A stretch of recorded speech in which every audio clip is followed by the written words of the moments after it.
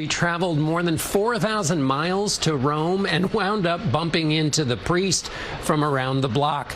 It's a small world drawn closer by Pope Francis, and for the church to thrive, it has to stay that way. As Catholics and the curious from around the world converged on Rome, we stopped by St. Patrick's Catholic American Parish to talk to the rector, who looked familiar. Welcome to St. Patrick's. Come on in. Thank you very much. We were bonding over the choir at St. Paul the Apostle in New York City. Do you recognize this song? Where he had been a priest, my priest, for 3 years. Now Father Matt Berrios is watching the church he loves turn a page. What are you looking for in the next pope? A shepherd, first and foremost. A man that can listen, a man that can lead, but a man that knows how to be humble. Why is humility so important?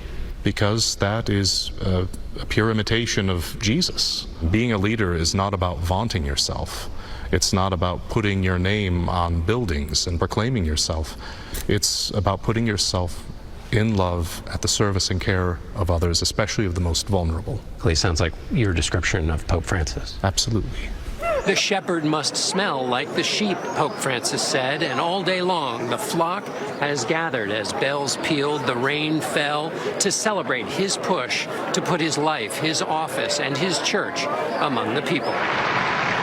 Not everyone embraced Francis's style, yet in a church short on priests and losing parishioners, his authenticity, his joy, his humility wasn't just holy, says Father Matt, it was necessary. Does the church have to find a balance that allows it to be more accessible for people in a modern world?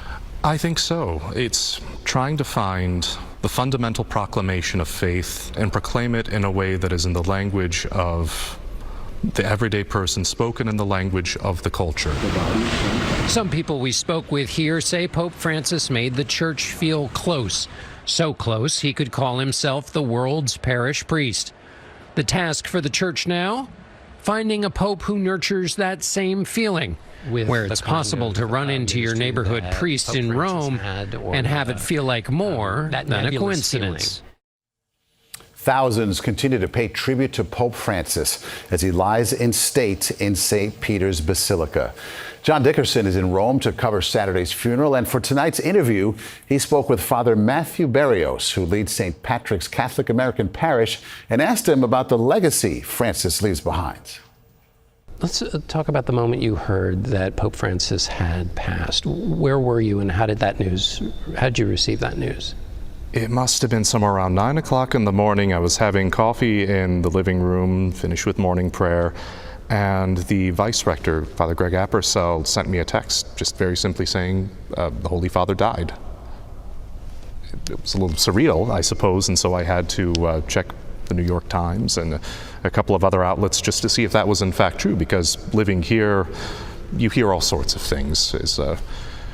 As a priest friend of mine said, Roman gossip is the best gossip. Sometimes it's even true, so you have to double check your sources. But no, it was very shocking. We had expected it for a while. We didn't expect that it would happen so suddenly. He was the Pope for most of the time that for the time that you've been a priest, he's mostly been your Pope, yeah? He has been Pope for the majority of my time as a religious. I think I was only in seminary for maybe 2 or 3 years when he was elected. And so for most of my life as a Paulist, I've only known Francis. Did you see any evidence that Pope Francis brought people either back into the Catholic Church who had lapsed, or people who were not religious but came through his more public persona?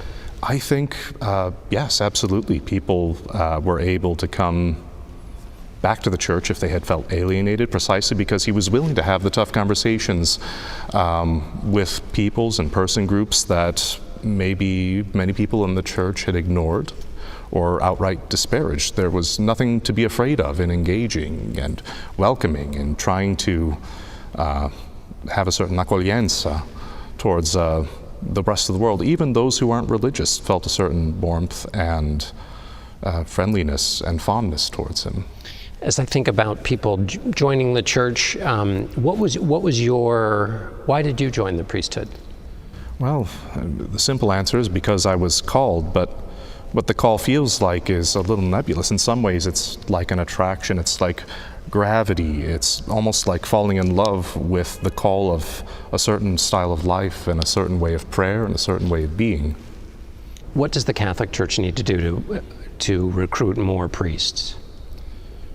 Well, what makes priesthood attractive to young people, I think, is those who are currently priests living their priesthood joyfully. Because that's a beautiful and attractive thing when you find someone who's so fallen in love with the life that they've been called to, that it flowers and becomes a place of grace and inspiration for others around them. We live in a time where a lot of people in different countries all over the world believe in a different thing. Latest and loudest, largest, biggest. How does that create an appetite for the case for humility that you just made? Or does it make it more difficult to preach humility in a world where if it's not flashy and gold-plated, it doesn't count?